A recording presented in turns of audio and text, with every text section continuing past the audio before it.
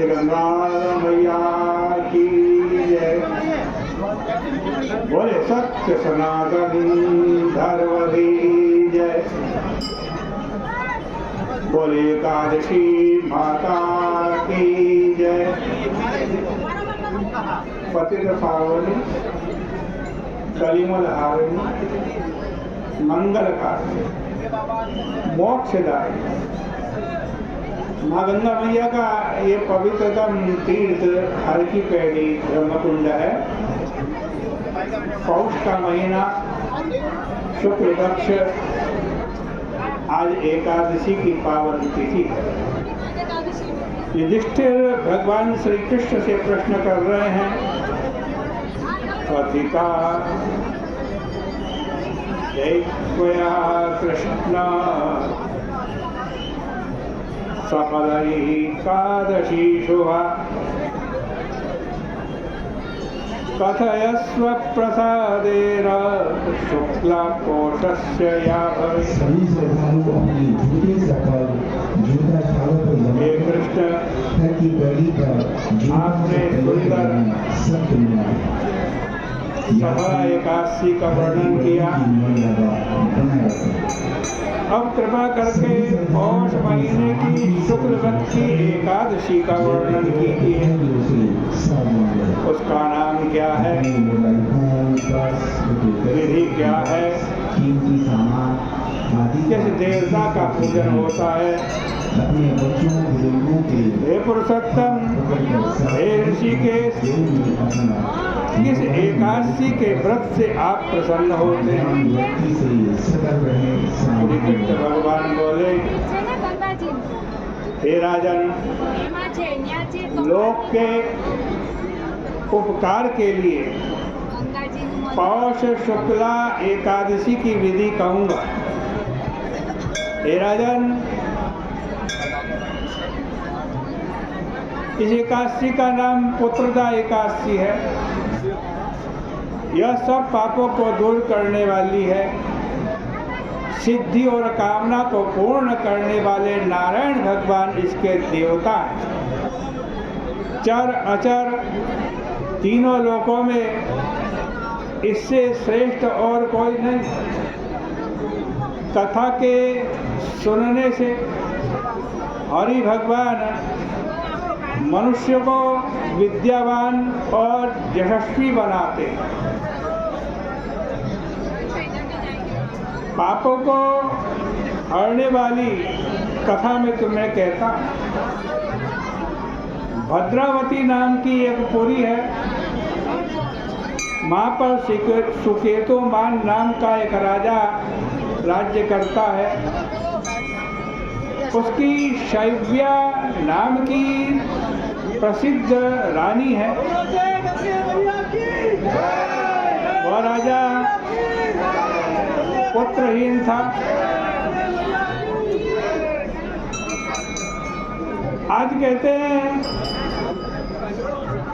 सोच विचार करते हुए बहुत समय बीत गया, परंतु वंश की उन्नति करने वाला पुत्र नहीं हुआ। बहुत दिनों तक राजा धर्म चिंतन में लगा रहा। मैं क्या करूं, कहाँ जाऊं, संतान की प्राप्ति कैसे हो। उस सुकेतुमान को राज्य और पुरी में कहीं भी सुख नहीं मिलता था। अपनी सेव्या रानी के साथ प्रतिदिन दुखी रहता था। वे दोनों राजा रानी चिंता और शोक में मग्न रहते थे। इस कारण राजा का तर्पण से दिया हुआ जल पितरों को उष्ण होकर के, गर्म होकर के मिलता था। पितृगण चिंता करते थे कि राजा के मरने के बाद हमारे कुल में ऐसा कोई नहीं है जो हमारा तर्पण करेगा। इस प्रकार पितृगण दुखी हुए। उनके दुख के मूल को जानकर राजा भी संताप करने लगा। बंधु मित्र सुहृद, हाथी, घोड़े, पैदल आदि राजा को कुछ भी अच्छे नहीं लगते थे। वह मन में निराश हो गया। पुत्रहीन मनुष्य के जन्म का फल नहीं, बिना पुत्र के घर सूना रहता और सदा हृदय दुखी रहता। पुत्र के बिना पितृश्वर, देवता और मनुष्य के ऋण से नहीं छूटता। इसलिए मनुष्य को प्रयत्न करके पुत्र उत्पन्न करना चाहिए। इनके घर में पुत्र हैं, उनका इस लोक में यश होता है, परलोक में अच्छी गति होती है। जिन पुण्यात्माओं का सैकड़ों जन्म का पुण्य होता है, उन्हीं के पुत्र होता है। उनकी आयु, आरोग्यता, घर में संपत्ति होती है। पुण्यवानों के ही पुत्र और पौत्र होते हैं। पुण्य और भगवान की भक्ति के बिना धन और विद्या नहीं मिलती है, ऐसा सिद्धांत है।